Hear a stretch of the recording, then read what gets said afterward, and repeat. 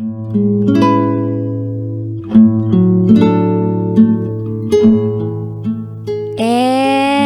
now, it's time for DJ Rocky's Secret Files.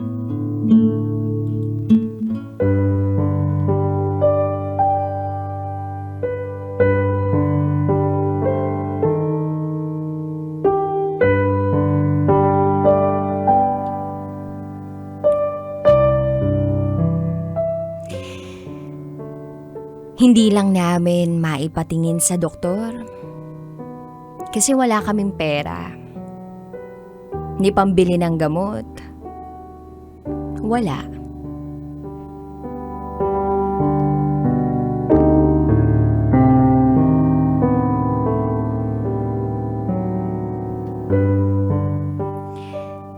Hi DJ Rocky. Isa ako sa mga tagapakinig mo. At gusto ko ring ibahagi ang kwento ko. Itago mo ko sa pangalang Mengay. At ito, ang aking secret file.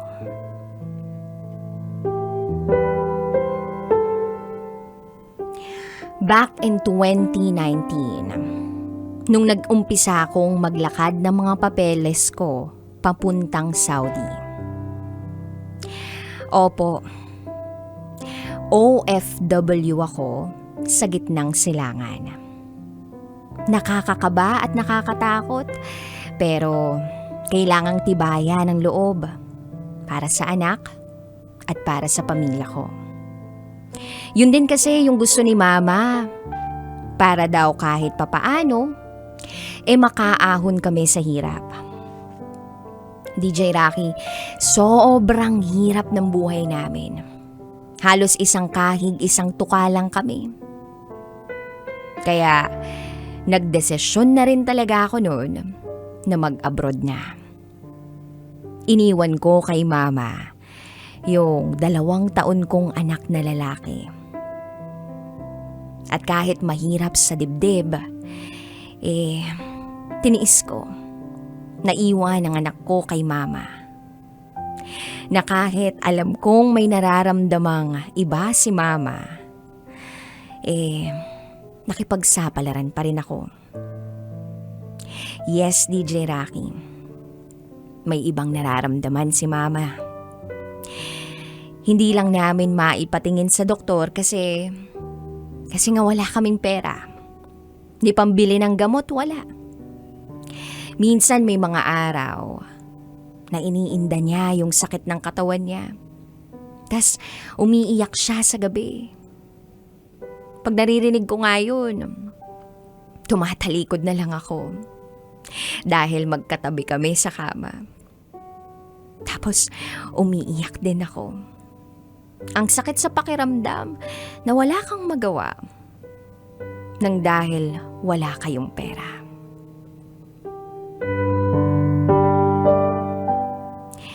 So fast forward, lumuwas ako ng Maynila para mag-asikaso ng papeles at yung huling buwan na paghihintay ko, hindi na ako nakauwi sa amin.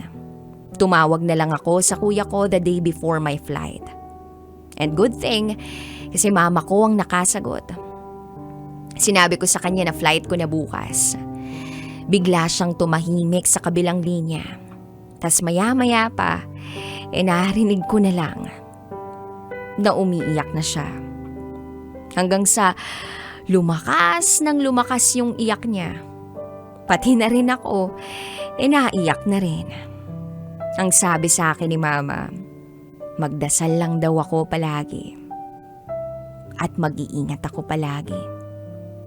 Sabi ko, oo naman, Ma. Then September 7, 2019, araw na lumipad na ako paalis ng bansa. Yung pakiramdam ko noon, kahit papaano masaya ako. Excited. Ni hindi na nga ako umiyak. Pero, nandun pa rin yung kaba. At nung makarating na nga ako ng Saudi, okay naman sa umpisa. Pero habang tumatagal, nagkakaproblema ako sa employer ko. Hanggang sa dumating na sa punto na nagpabalik na ako sa agency ko dito sa Saudi. Kasi hindi ko na kaya yung ugali ng amo ko. Then ilang linggo akong na-stuck sa agency, walang internet. Kaya lahat nag-aalala sa akin. But God is good. Dahil naging okay uli ako. Nahanapan ako ng bagong employer. At ito yung pinagsisilbihan ko magpahanggang ngayon. Then November 25, 2019.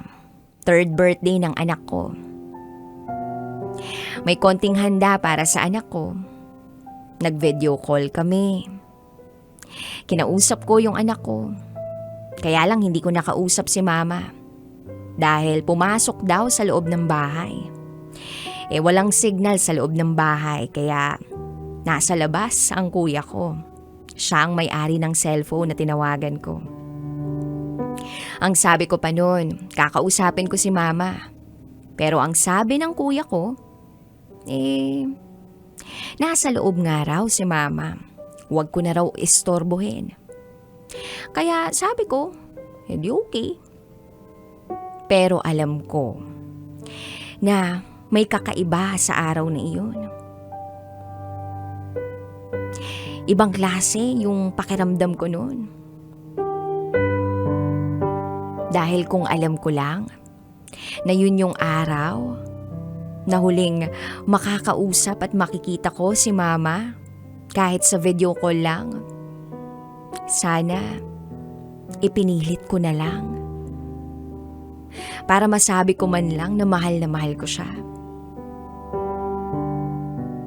Sa totoo lang, DJ Rocky, hindi talaga kasi ako malapit kay mama. Lumaki ako na malayo siya sa amin. Naging malayo siya sa amin dahil nagtatrabaho siya para sa amin. So after ng video call ko sa kanila bandang 6:00 Saudi time, naggala kami ng amo kong babae. Namili kami ng gamit. At habang nasa mall kami, yung pakiramdam ko noon para bang aligaga. Tapos harang may kakaibang kabog ang dibdib ko na hindi ko maipaliwanag. Hanggang sa biglang pumasok sa isip ko si mama. Nagtanong pa ako sa sarili ko, may nangyari kayang hindi maganda sa Pilipinas? Wala rin akong internet sa phone ko kaya wala akong internet nung time na nag-mall kami. Sa bahay lang ako nakakapag-internet. So inantay ko pa na makauwi kami ng bahay para makapag-internet. Wala naman akong natanggap na mensahe. Naging maayos na ang pakiramdam ko. So natulog na ako. And by the way, pinapatay ko yung wifi ko sa phone kapag matutulog na para iwas istorbo. Kinabukasan, November 25, 2019. Pagkagising ko, diretso ligo na ako. Pagkatapos kong maligo, tsaka ko lang binuksan ang cellphone ko. At habang naglilinis ako, napansin ko na parang hindi tumitigil ang pagtunog ng message tone sa messenger ko. Umabot siguro ng 5 minuto na tunog lang ng tunog ang cellphone ko. At doon na ako biglang kinabahan. Sabi ko sa sarili ko, anong meron? So kinuha ko ang cellphone ko, binuksan ko ang messenger ko at nakita ko na sandamakmak na ang mensahe sa akin. Umabot na nga siguro ng 100. Yung ibang mga kaibigan ko, yung mga kabarangay ko, ang mga kamag-anak ko, lahat sila kinukumusta ako. kung okay lang daw ba ako. Tapos may nabuksan akong mensahe na mula sa pinsan ko. Isa rin siyang OFW nung time na yon. At ang sabi niya, "Huwag kang mabibigla. Tibayan mo ang loob mo dyan ha. Wala na si auntie." Pagkabasa ko noon, bigla akong nanghina. Napaupo ako bigla. At dun na sabay-sabay na kumawala ang mga luha ko sa mga mata ko. Tas tumawag yung isang pinsan ko, kinukumusta ako. Siyempre, iyak lang ako ng iyak. Tapos, sabi niya sa akin, tatagan ko lang daw. Dahil may mga kailangan pa akong pagdesisyonan. So, itong pinsan kong to, ipinakita sa akin yung damit na susuotin ni Mama. 8:00 ng umaga. Ang lakas ng iyak ko. At wala na akong pakialam kung marinig man yun ng amo ko. Then biglang tumakbo yung isang anak na lalaki sa akin ng amo ko. Tinanong ako, "What happened?" Sabi ko, "My mom passed away just this morning." And then, pagkagising ng mga amo ko, sinabi ko sa kanila ang nangyari. Nagmakaawa ako sa kanila na pauwiin ako para makita ko man lang sa huling pagkakataon ng mama ko. Pero hindi pumayag ang amo kong lalaki. Si Madam, awang-awa sa akin. Pero wala siyang magagawa. Hindi pa rin ako nakauwi. Wala akong ibang ginawa noon kundi iyak lang ng iyak. Umaga hanggang gabi. Wala rin akong ganang kumain. Tapos iniisip ko noon, yung anak ko, paano na siya? At one time, biglang nag-send ng picture si kuya.